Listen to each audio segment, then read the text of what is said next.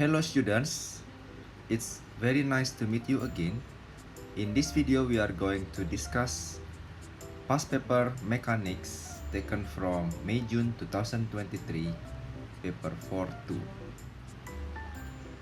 Question 1.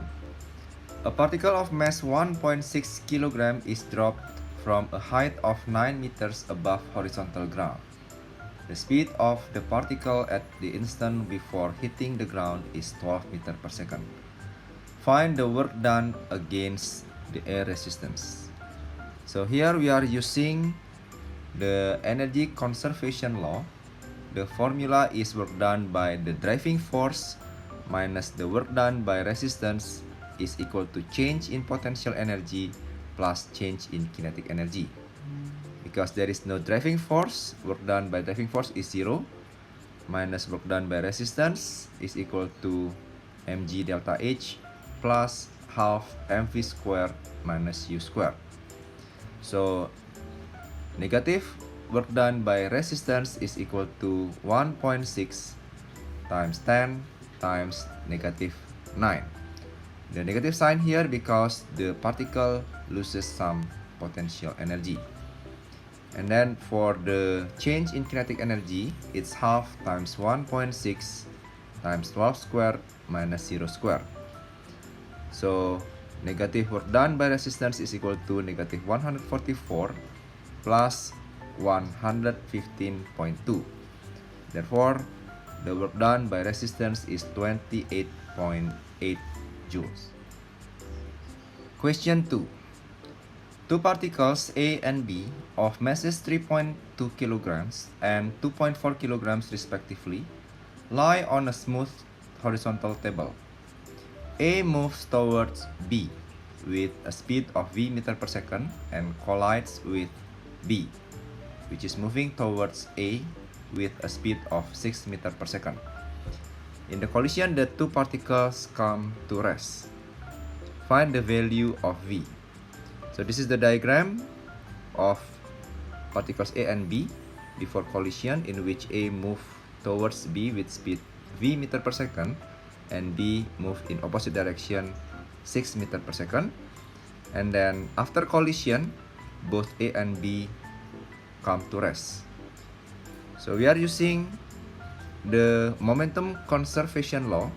MAUA plus MBUB is equal to MA plus MB times V. This one because both objects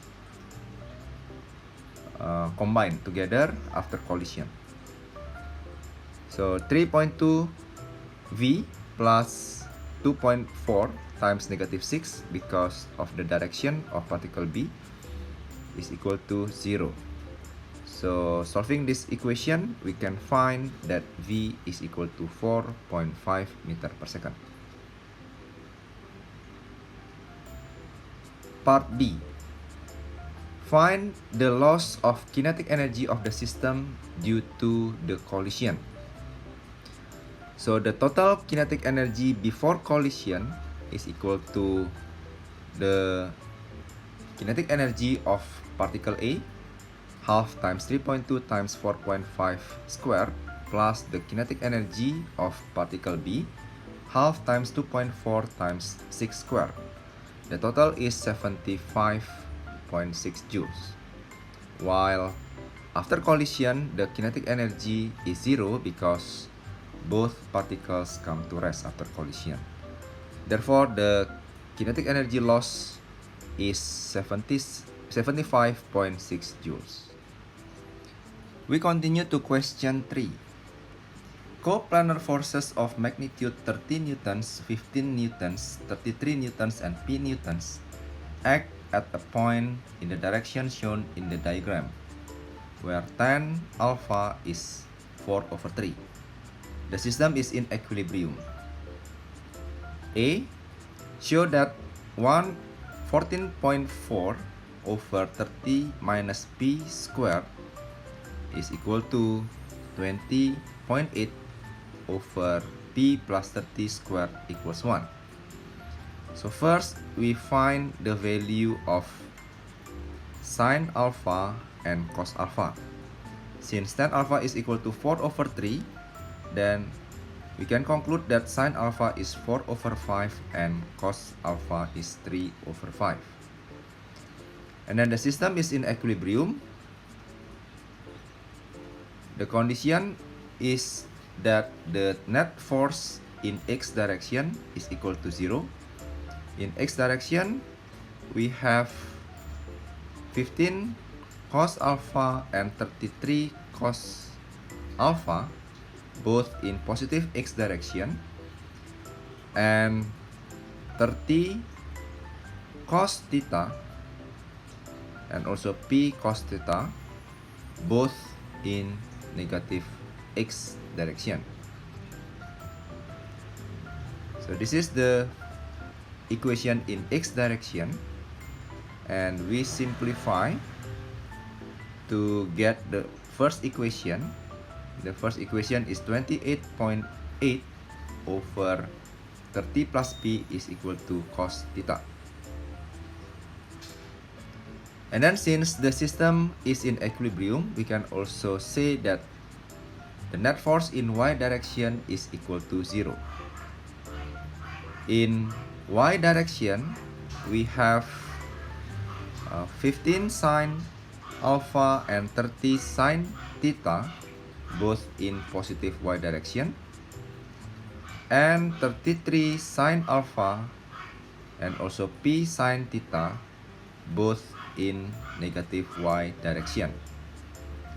So this is the equation in y direction, and we simplify the equation into sine theta is equal to 14.4 over 30 minus p.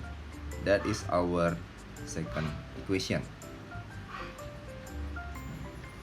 And then we square both equations. The first equation, when we square it, it will be this one.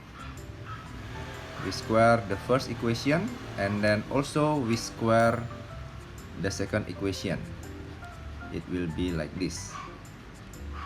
And then we add both equations, and finally we can show that 28.8 over 30 plus p squared plus 14.4 over 30 minus p squared is equal to 1. 1 because cos squared theta plus sine squared theta, the result is 1.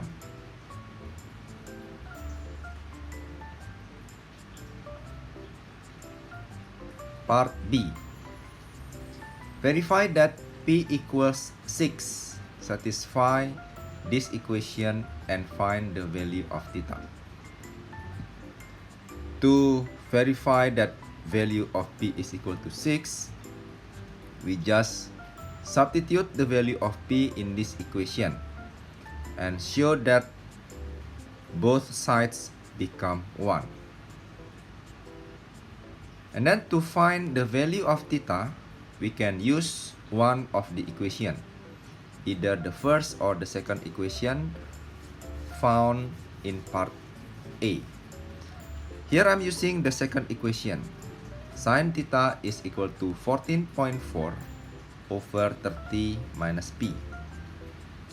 Substituting the value of p, we can have sine theta is equal to 14 over 24. And theta is equal to sine inverse 14.4 over 24. This is 14.4. And the value of theta is equal to 36.9 degrees. Question 4. An athlete of mass 84 kg is running along a straight road. A. Initially the road is horizontal and he runs at a constant speed of 3 meters per second. The athlete produces a constant power of 60 watt. Find the resistive force which acts on the athlete. So we find the driving force of the athlete. The formula is driving force is equal to power over speed. So it's 60 over 3 The result is 20 Newton. Since the athlete ran with constant speed, it means that according to Newton's first law, the net force is equal to 0 and the resistance force is equal to the driving force is equal to 20 Newton. Part B. The athlete then runs up a 150-meter section of the road which is inclined at 0.8 degrees to the horizontal. The speed of the athlete at the start of this section of the road is 3 meters per second, and he now produces a constant driving force of 24 Newton. The total resistive force which acts on the athlete along this section of road has constant magnitude 13 Newton. Use an energy method to find the speed of the athlete at the end of the 150-meter section of road. So this is the diagram. The length of the section road is 150 meters. And this is delta H. Using trigonometry, we can find that delta H is equal to 150 sine 0.8 degrees. It's equal to 2.094 meters. And then we are using the energy conservation law. The formula is the work done by driving force minus work done by resistance is equal to change in potential energy plus change in kinetic energy. The work done by driving force is 24 times 150, and the work done by the resistance is equal to 13 times 150. And then the change in kinetic energy, mass 84 times gravity times delta H, 2.094, plus the change in kinetic energy, half times mass times v squared minus u squared. The initial speed of the athlete is 3 meter per second. So solving this equation, finally we can find that v is equal to square root of 6.406, which is equal to 2.53 meter per second.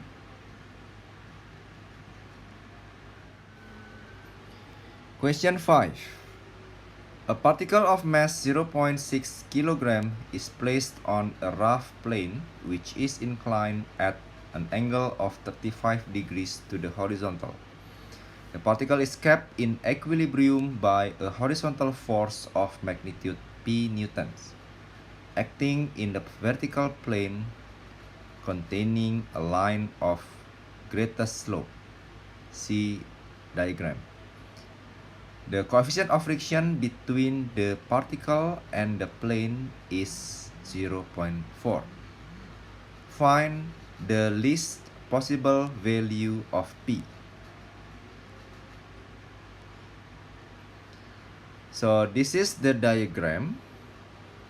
We can split the horizontal force P Newton into X component parallel to the plane and Y component perpendicular to the plane. We do the same thing with the W. We can split into X component and Y component. Here Px is equal to P cos 35 degrees is equal to 0.819 P, while Py P sine 35 degrees is equal to 0.574 P. While for W, Wx is W sine 35 is equal to 3.441 newtons. And Wy is W cos 35 degrees is equal to 4.915 Newton. And then in y direction the system is equilibrium, so we can write the net force in y direction is equal to 0. This condition is to find the normal force. The normal force is Py plus Wy. And then to find friction force is equal to the coefficient of friction times the normal force. So the friction force in terms of P is 0.2296 P plus 1.966. And then the least possible value of P means that the object or the particle is at a point of moving down, because the P is as small as possible. So the direction of the friction force will be up the plane. So this friction prevent the particle from sliding down the plane. But this system still in equilibrium. So we can apply the net force is in x direction is equal to 0. In x direction we have Px up the plane, friction force also up the plane, and Wx down the plane. Since they are in equilibrium, we can say that Px plus friction force is equal to Wx. And substituting all the values that we get before, we can have this equation and solving the equation, we can find that P is equal to 1.41. That's the least possible value of P. Question 6. A particle P starts at rest and moves in a straight line from a point O. At time t seconds after leaving O, the velocity of P, v meter per second, is given by v is equal to bt plus c t to the power of 3 over 2, where b and c are constants. P has velocity 8 meter per second when t equals 4 and has velocity 13.5 meter per second when t equals 9. Part A. Show that b equals 3 and c is equal to negative 0.5. So we need to make two equations from two conditions, that when t equals 4, v is equal to 8. We make the first equation by substituting the value of v and t in this equation. And the second equation, we know that when t equals 9, v is equal to 13.5. So this is our second equation. We are going to solve this one using elimination method.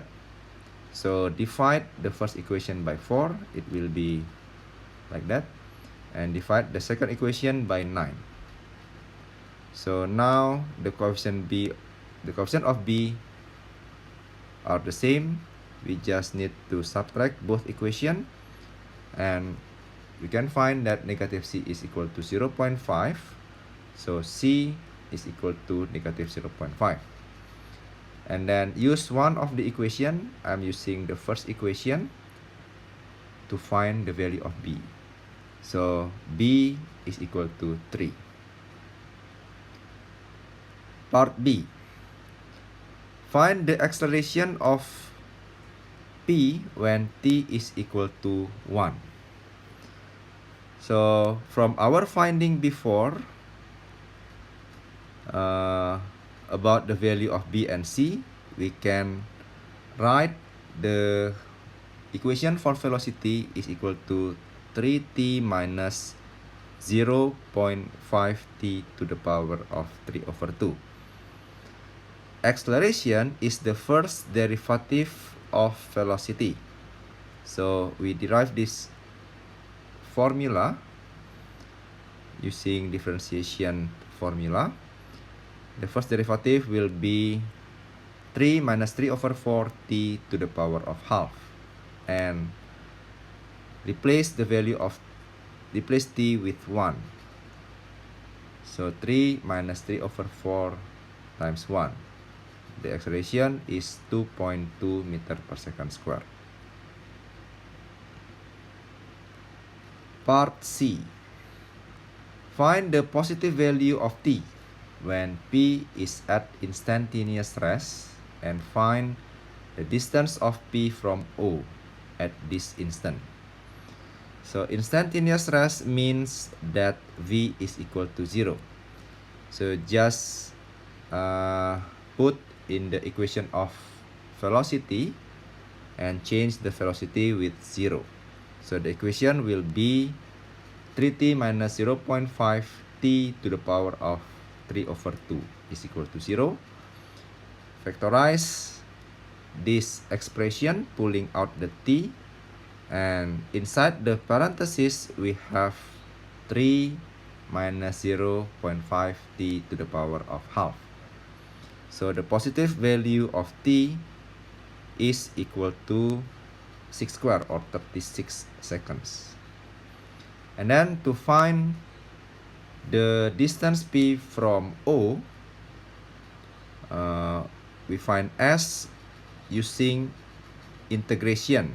We integrate the velocity function, which is 3t minus 0.5t to the power of 3 over 2 dt, and then use the lower boundary 0 seconds up to 36 seconds. And the value of s is 338.8 meters.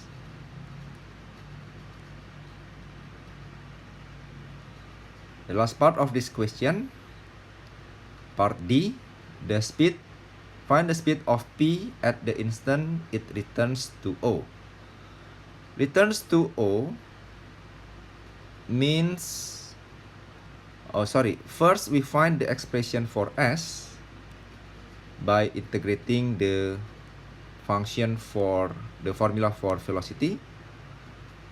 The result is 3 over 2t squared minus 1 over 5t to the power of 5 over 2 plus c. The value of c is 0, since we have the initial condition that when t equals 0, the particle is at the origin. So the formula for position of the particle is s is equal to 3 over 2 t squared minus 1 over 5 t to the power of 5 over 2. So returns to O means that s is equal to 0. So the equation just replace the s with 0 and then factorize it. This time we pull out the t squared from the parenthesis, and inside the parenthesis we have 3 over 2 minus 1 over 5 t to the power of half. And equate this one with 0 and solve it. We find that t is equal to 56.25 seconds. Now, since we know the value of t already, the time at which the particle p returns to O. Now we put the value of t in the v equation. So this one, 3t minus 0.5t to the power of 3 over 2. So the velocity is negative 42.2 meter per second. Since the question asks the speed, then we don't need to put the negative sign. The negative show the direction. So the speed is 42.2 meter per second. Okay, the last question for this paper, question number 4. Two particles P and Q of masses 2 kilograms and 0.25 kilograms respectively are connected by a light inextensible string that passes over a fixed smooth pulley. Particle P is on an inclined plane at an angle of 30 degrees to the horizontal. Particle Q hangs below the pulley. 3 points A, B, and C lie on a line of greatest slope of the plane with AB is equal to 0.8 meters and BC is equal to 1.2 meters. See the diagram. Particle P is released from rest at A with the string taut and slides down the plane. During the motion of P from A to C, Q does not reach the pulley. The part of the plane from A to B is rough with coefficient of friction 0.3 between the plane and P. The part of the plane from B to C is smooth.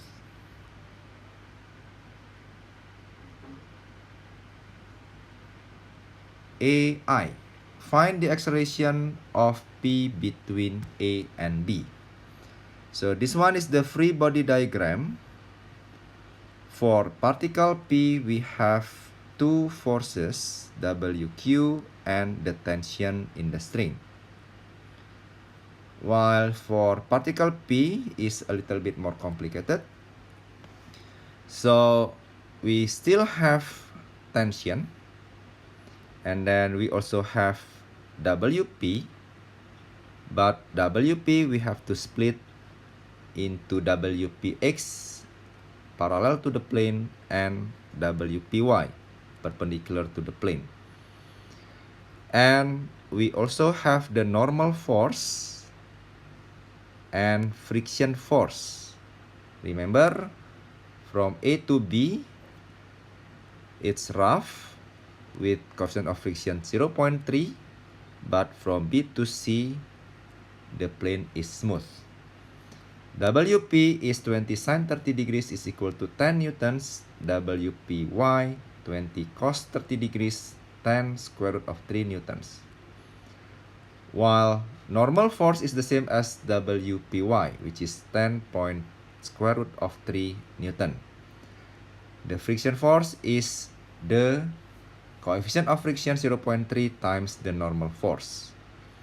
Now about the direction of friction force, since P moves down the plane, then the friction force is up the plane, since friction always opposes the motion. Now we are going to apply Newton's second law. Net force is equal to mass times acceleration to both particles. The first particle P, in x direction we have Px, T, and also friction force. We are using the direction of the velocity as positive direction. So that's our agreement. So the equation will be WPx minus T minus friction force is equal to M times A. So it will be 10 minus T minus 3 square root of 3 is equal to 2A. And then for particle Q, by applying Newton's second law, remember particle Q move upward. So up is the positive direction now. So the equation will be T minus 2.5 is equal to 0.25A. We can eliminate the T by adding both equations. So finally, we can find that A is equal to 1.02 meter per second square. ii. Hence, find the speed of p at c. So we split the motion into two parts. The first from A to B. From A to B, we know that the acceleration is equal to 1.02 meter per second squared from the previous part. So the kinematic formula that we are using here is V squared is equal to U squared plus 2AS. So the speed of the particle at point B is 1.28 meter per second. Now from B to C, the plane is smooth. So again, we are applying Newton's second law. But as you can see here, the first equation, we don't have the friction force anymore. Previously, we have friction force here. So now, there is no friction since the question say that from B to C, the plane is smooth. While the equation for particle Q remain the same. Solving these two equations by elimination method, we can find that the acceleration is 3.33 meter per second squared. So again, now we apply the kinematic formula V squared equals U squared plus 2AS. Now, the initial speed is the speed at point B, which is equal to 1.28 meter per second. So 1.28 meter per second squared plus 2 times the acceleration is 3.33 times 1.2. 1.2 is the distance from B to C. Finally, we can get that the speed at point C is equal to 3.10 meter per second. Part B. Find the time taken for P to travel from A to C. So we have two parts of motion. Motion from A to B. We know the acceleration already. We know also the final and initial speed. So we apply this information into one of the kinematic formula. V is equal to U plus AT. So the final speed for part AB is 1.28. The initial speed is 0. The acceleration is 1.02. And we want to find the time. So the time is 1.25 seconds. The second part of the motion is from B to C. We also know all the information and we apply in this formula again. The final speed is 3.10. The initial speed is the speed at point B, 1.28. The acceleration is 3.33 times t. So solving this equation, we can find that t is 0.547 seconds. So the total time will be 1.25 plus 0.547. The answer is 1.80 seconds. So students, that's the end of our video. I hope you find this video beneficial for you and it can help you in preparing for the Cambridge exam. Good luck and see you in our next video. Bye.